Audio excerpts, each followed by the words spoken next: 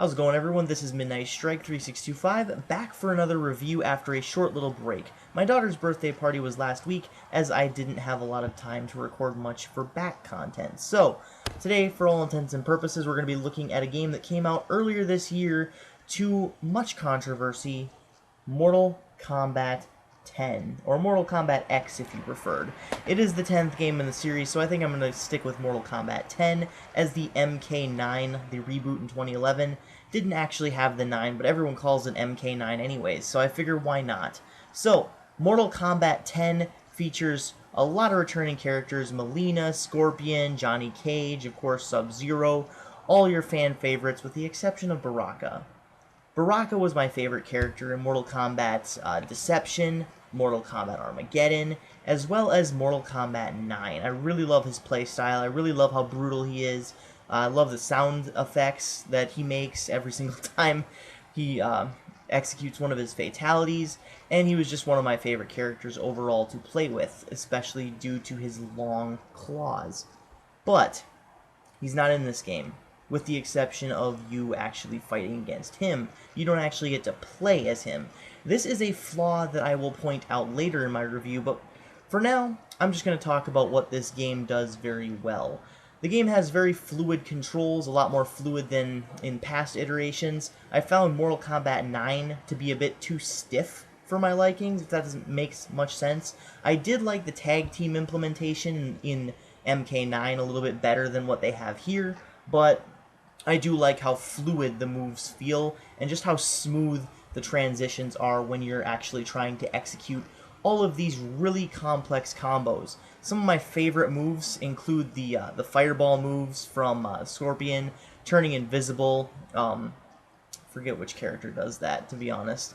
It's been a little bit since I've played it, but my thoughts on the game still remain. I really like it.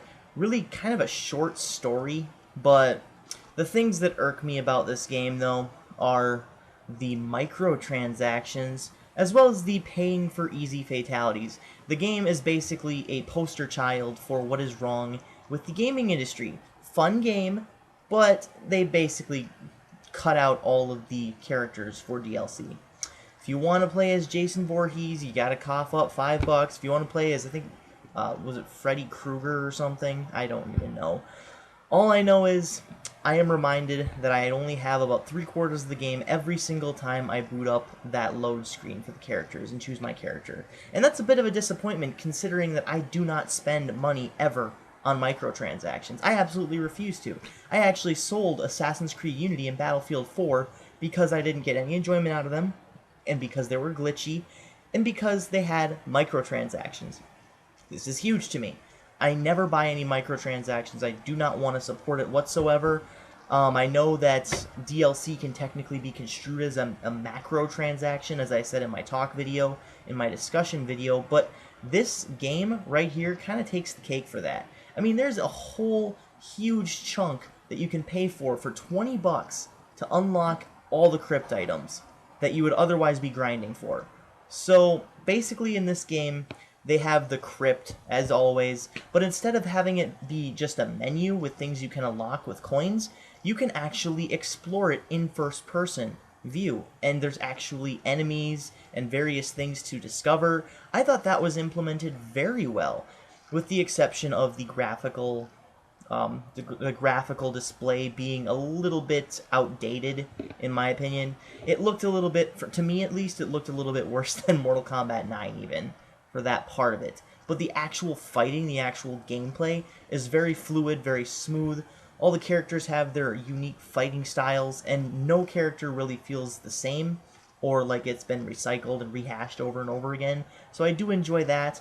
The actual maps themselves are also very well implemented, with lots of things to interact with. That's one thing that I really like about this game, is it makes it so much easier to interact with different and various objects and items and scenery in the background. A lot of things in this game are interactive and actually can work in your favor. Like, you can pick up a barrel, throw it at your opponent, you can pick up even people and throw them at your opponent and the person you're fighting against, and it makes all the difference sometimes. So they make it a lot easier. I know they had some of that stuff like you can interact with in Armageddon, but it was very few and far between, and you had to execute I think you had to execute a combo or something next to a wall in order to really actually activate it. In this game, you only have to press a button, and it's very streamlined.